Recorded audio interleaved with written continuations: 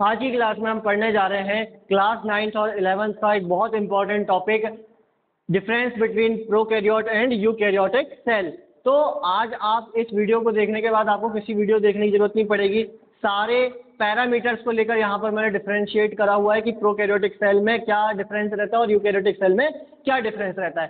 सबसे पहले अगर आपसे कोई भी पूछता है कि बताइए प्रोकैरियोटिक सेल और यूकैरियोटिक सेल क्या है आपकी, तो आप क्या बोलेंगे कि पहली बात तो आपको भी पता होना चाहिए कि प्रोकैरियोटिक सेल बोला गया तो दिमाग में इमेज बननी चाहिए। जैसे आपको बोला गया चेयर या फिर टेबल, तो आपके दिमाग में उस चीज की तुरंत इमेज बन जाती है। लेकिन आपको जब पूछा जाता है प्रोकैरियोट या यूकैरियोटिक सेल, तो आपको पता ही नहीं होता है कि किन चीजों के बारे में पूछा जा रहा है, क्योंकि आप लोगों ने उनको देखा ही नहीं है। जनरली जो बैक्टीरिया होता है, बैक्टीरिया को ही प्रोकैरियोटिक सेल कहा जाता है। और बेटा जो आपकी यूकैरियोटिक सेल होती है, यूकैरियोटिक सेल के अंदर में आपके प्लांट सेल और एनिमल सेल आ जाते हैं। मतलब एक प्लांट की जो छोटी छोटी सेल होती है वो भी यूकैरियोटिक सेल है, और हमारी जो छोटी सी सेल होती है वो भी किसके अंदर आती है, यूकैरियोटिक सेल के अंदर ही आती है।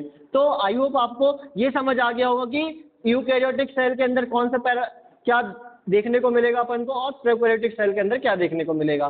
तो अब समझते हैं इनमें डिफरेंस क्या है। तो देखिए यहाँ पर मैं जो प्रोकैरियोटिक सेल होती है ना, मैं एक और बात बता दूं कि ये एक प्रिमिटिव सेल होती है। प्रिमिटिव का मतलब क्या होता है, मतलब पुराने समय की सेल। मतलब जब धरती बनी होगी शुरुआत में, तो सबसे पहले कोई ना कोई सेल का फॉर्मेशन हुआ होगा, तो वो यही थे, बैक्टीरिया का ही सबसे पहले फॉर्मेशन हुआ था, प्रोकैरियोटिक सेल का फॉर्मेशन हुआ था। तो आप ऐसे याद रख सकते हैं कि जो प्रोकैरियोटिक सेल है वो प्रिमिटिव है। प्रिमिटिव मतलब पुराने जमाने की, ठीक है। इसके बाद में अगर बात करी जाए, जो यूकैरियोटिक सेल होती है ये अभी की सेल है, एडवांस सेल है, ठीक है। तो इसमें सारी एडवांस चीजें ज्यादा अच्छा देखने को मिलेगा कंपेयर टू दिस, ओके। तो यहाँ पर मैं देख सकते हैं पहला पैरामीटर मैंने रखा है membrane bound organelles. Membrane bound organelles का मतलब क्या होता है? पहली बात तो ऑर्गेनेल्स क्या होते हैं बेटा, एक सेल के अंदर में पाए जाने वाले छोटे छोटे, जैसे न्यूक्लियस हो गया, राइबोसोम हो गया, लाइसोसोम हो गया, माइटोकॉन्ड्रिया हो गया, ये सारे जो आपको देखने को मिलते हैं पार्ट, इन पार्ट्स को ऑर्गेनेल्स कहते हैं। और ये जो ऑर्गेनेल्स होते हैं ये सिंगल मेम्ब्रेन के भी होते हैं, मतलब कि सिंगल रैपिंग के भी होते हैं, डबल रैपिंग के भी होते हैं। तो जो मेम्ब्रेन जिसमें है उसको मेम्ब्रेन बाउंड कहते हैं, जिसमें नहीं उसको नहीं कहते। तो यहाँ पर मैं क्या बोला है कि जो आपके मेम्ब्रेन बाउंड ऑर्गेनेल्स है, ध्यान से सुनिए, वो प्रोकैरियोटिक सेल में नहीं होते हैं, जबकि यूकैरियोटिक सेल में होते हैं, ठीक है। दूसरी चीज, अच्छा अब ऐसा क्यों? क्योंकि भाई सीधी सी बात है, जब शुरू में मैंने बोला ना एडवांस है ये, इसमें सारी चीजें आपको देखने को मिलेगी। यहाँ पर ऑर्गेनेल्स के पास में, इसके ऑर्गेनेल्स के पास में मेम्ब्रेन ही नहीं बनी होती है, जबकि यहाँ पर इनके ऑर्गेनेल्स में हमको मेम्ब्रेन देखने को मिलती है, ठीक है। देन इसके बाद में न्यूक्लियस जो रहता है वो आपका प्रोकैरियोटिक सेल में अब्सेंट होता है, बट यहाँ पर बेटा न्यूक्लियोइड प्रेजेंट होता है, और यहाँ पर में जो न्यूक्लियस होता है यूकैरियोटिक सेल में वो प्रेजेंट होता है।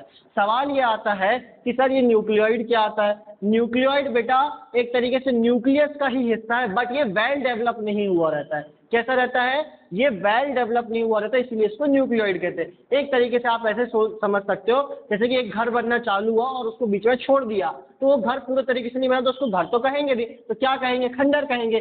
सेम वैसे ही जब ये सेल बनती रहती है तो इसका न्यूक्लियस पूरा नहीं बन पाता है, तो उसको न्यूक्लियस ना बोल के हम न्यूक्लियोइड बोलते हैं। आई होप क्लियर हो गया होगा। नेक्स्ट पॉइंट की ओर बढ़ते हैं, सेल का साइज। तो बेटा प्रोकैरियोटिक सेल जो होती है कंपैरेटिव टू यूकैरियोटिक सेल बहुत छोटी होती है। ये जो होती है प्रोकैरियोटिक सेल आपकी सेल साइज के मामले में बहुत ही स्मॉलर होती है, और जबकि ये कैसी होती है आपकी लार्जर होती है। इसका साइज कितना होता है प्रोकैरियोटिक सेल का? 0.1 से लेकर के 5 माइक्रोमीटर तक के होता है। ये जो बनाया मैंने, ये कोई यू नहीं है, ये बेटा आपका म्यू है। क्या है? म्यू।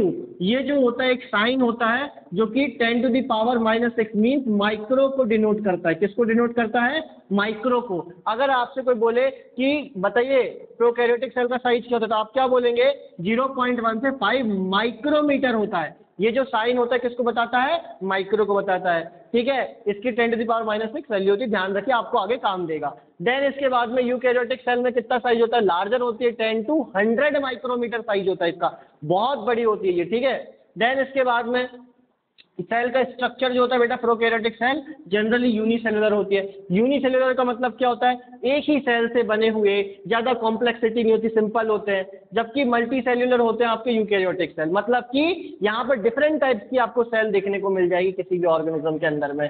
देन डीएनए का फॉर्म, यहाँ पर जो प्रोकैरियोटिक सेल है उसके अंदर सर्कुलर डीएनए देखने को मिलेगा, जबकि यूकेरियोटिक सेल के अंदर आपको लीनियर डीएनए देखने को मिलेगा। डीएनए क्या होता है? डीएनए एक जेनेटिक मटेरियल होता है जो कि हर किसी ऑर्गेनिज्म के अंदर पाया जाता है। बैक्टीरिया के अंदर सर्कुलर पाया जाता है और हमारे प्लांट के अंदर में लीनियर पाया जाता है। क्लियर?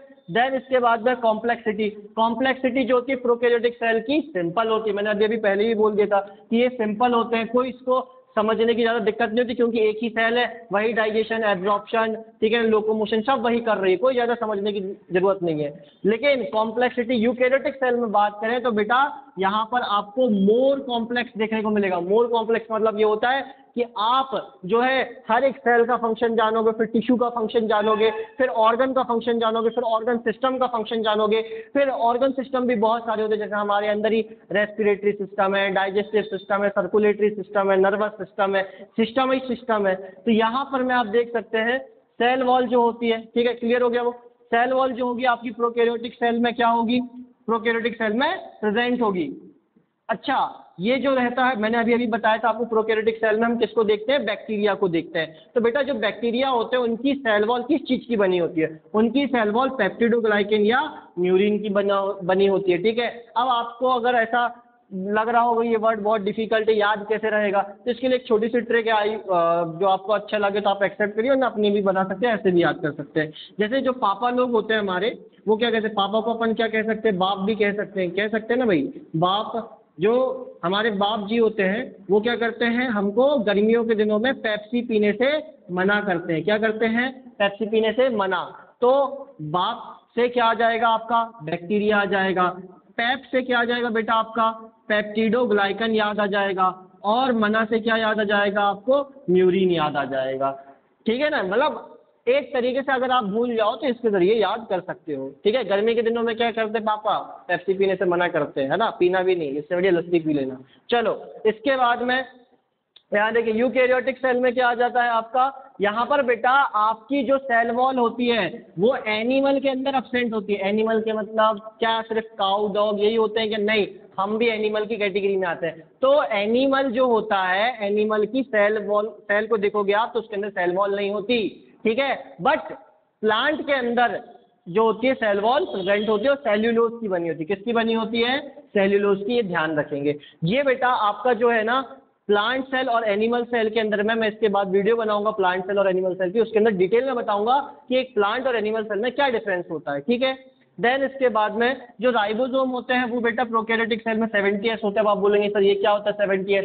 तो बेटा 70S जो होता है एक तरीके से आप ये मान सकते हैं नंबर है जिस तरीके से राइबोसोम को डिफाइन करा जाता है, ठीक है। और एस एक कोफिशिएंट है। देन यहाँ पर 70S और 80S दोनों होते हैं। तो ऐसा क्यों? क्योंकि एडवांस, मैंने पहले ही बता चुका था आपको। मोड ऑफ रिप्रोडक्शन क्या होता है इसका? एसेक्सुअल होता है।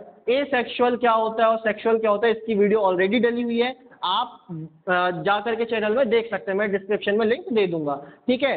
तो यहाँ पर मैं एसेक्सुअल रिप्रोडक्शन होता है किसके अंदर? प्रोकैरियोटिक सेल के अंदर। और यूकैरियोटिक सेल के अंदर सेक्सुअल रिप्रोडक्शन होता है। मैं नॉर्मल बता देता हूँ। एसेक्सुअल रिप्रोडक्शन का मतलब ये होता है बिना किसी पेरेंट के जो होते हैं प्रोजेनी को प्रोड्यूस कर दे, उसको एसेक्सुअल रिप्रोडक्शन कहते हैं। और जो इसमें दो पेरेंट की जरूरत होती है उसको सेक्सुअल रिप्रोडक्शन कहते हैं, ठीक है। जैसे कि अगर बात करी जाए, ये एक सिंगल पेरेंट है, ये क्या करे? अपने एक पार्ट को तोड़े और कहीं पे मिट्टी में लगा दे तो दूसरा पार्ट, दूसरा इसी के जैसा मार्कर बन जाएगा। तो ये एसेक्सुअल रिप्रोडक्शन हुआ। सिंगल ने ही दूसरे को प्रोड्यूस कर दिया, एसेक्सुअल।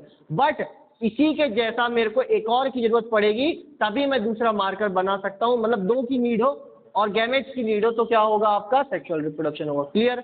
देन इसके बाद में सेल डिवीजन। बेटा प्रोकैरियोटिक सेल के अंदर जो सेल डिवीजन होता है बाइनरी फिजन होता है। फिजन का मतलब होता है टूटना, फिजन का मतलब होता है टूटना, और बाइनरी का मतलब दो पार्ट में टूटना, ठीक है। तो सेल डिवीजन बाइनरी फिजन के चलते होता है। और यूकैरियोटिक सेल में सिर्फ माइटोसिस होती है। क्या होती है? माइटोसिस, ठीक है। और मियोसिस भी होती है, वो अलग डिवीजन है। सेम उसकी भी वीडियो डली हुई है, डिस्क्रिप्शन में लिंक दे दूंगा, देख लेना, ठीक है। देन इसके बाद में एग्जाम्पल जो हो जाता है आपके क्या आ जाएंगे? मैंने पहले ही बता चुका था, इसमें बैक्टीरिया को कंसीडर करा जाता है, इसमें plant cell, animal cell, protista, fungi, इन सबको करा जाता है। आई होप आपको क्लियर हुआ होगा प्रोकैरियोटिक सेल, यूकैरियोटिक सेल। अगर आपको कोई भी डाउट्स रहते हैं कमेंट सेक्शन में जरूर बताइए। अच्छी